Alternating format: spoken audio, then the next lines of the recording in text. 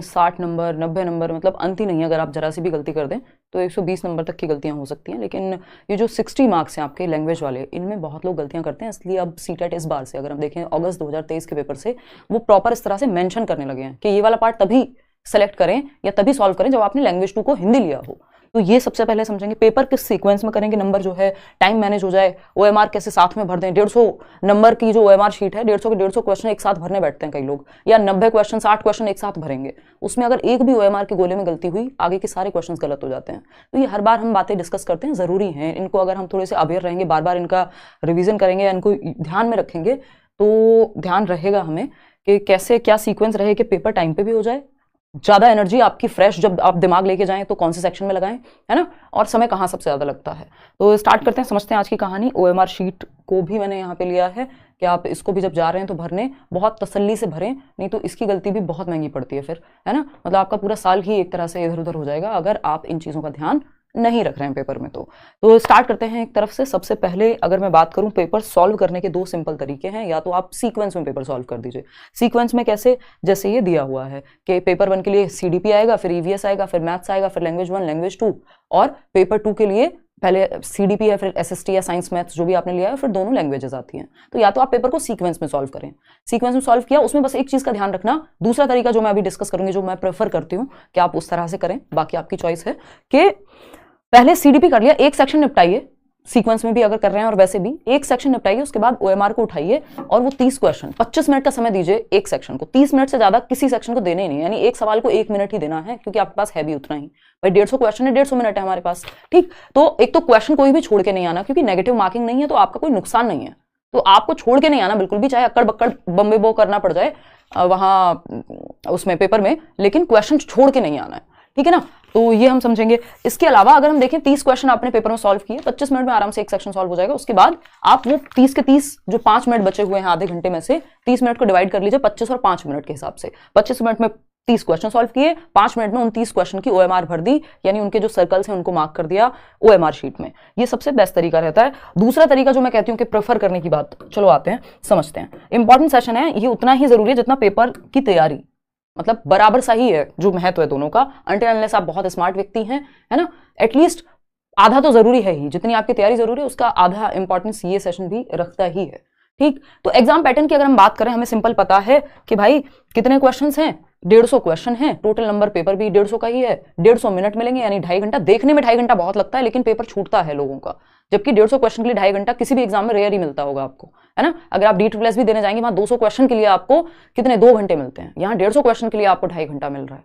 लेकिन क्योंकि यहाँ लैंग्वेज का सेक्शन है, पेडागोजी बहुत ज्यादा है, तो समय जो है आपका पता नहीं लगता कहाँ चला जाता है, लोगों के पैसे छूट जाते हैं एंड तक आते आते। उसका भी मैं इलाज बताऊंगी। तो ओएमआर आपका ऑफलाइन पेपर है, ओएमआर शीट थोड़ा समय लेती है, नेगेटिव मार्किंग कोई नहीं है, इसका मतलब फुल अटेम्प्ट, चाहे कुछ हो जाए आपको, क्योंकि 25% तो 4 ऑप्शन में से एक का चांस तो है ही ना भाई। अगर हम बात करें 4 ऑप्शन की, 1 नंबर का क्वेश्चन है, तो 25% संभावना है कि चारों सही, मतलब होने की जो संभावना, सही आंसर की संभावना 25% है चारों ऑप्शंस की, ठीक। तो सही तो मतलब करके तो आना है, पेपर को अटेम्प्ट तो करना ही है। सिलेबस डिफाइंड है, तो ये बहुत ज्यादा नहीं सोचना हाई जो मैंने पढ़ा है आएगा कि नहीं आएगा, पता नहीं मेरा दिमाग चलेगा कि नहीं चलेगा, एंग्जाइटी होगी, ये सब पे भी अभी बात करेंगे। आपको सिंपली पता है सिलेबस डिफाइंड है, सिलेबस से ही आता है पेपर, कोई सेक्शन मुश्किल होगा दूसरा आसान मिल जाएगा।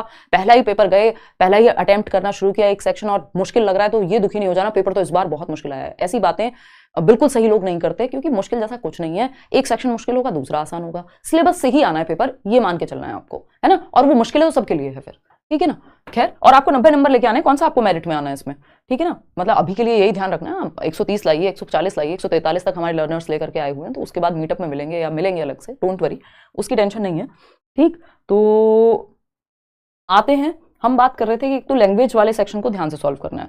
ओएमआर की अगर हम बात करें, देखना यहाँ पे, अगर मैं बात करूं, एक तरीका ये हो गया, नहीं तो जो मेरा बेस्ट तरीका रहता है वो है पहले आप सीडीपी सॉल्व करें पेपर में, क्योंकि फ्रेश माइंड से जब आप गए हैं तो आपका दिमाग सीडीपी में लगना चाहिए, और आपने पढ़ाई भी सीडीपी की बहुत की हुई होती है, और जिसको सीडीपी नहीं आता उसको वैसे भी पेपर में क्या ही आएगा, मतलब आप सीटेट का एग्जाम तो क्या ही निकाल पाएंगे अगर पेडागोजी ही हमें नहीं पता थोड़ी बहुत भी।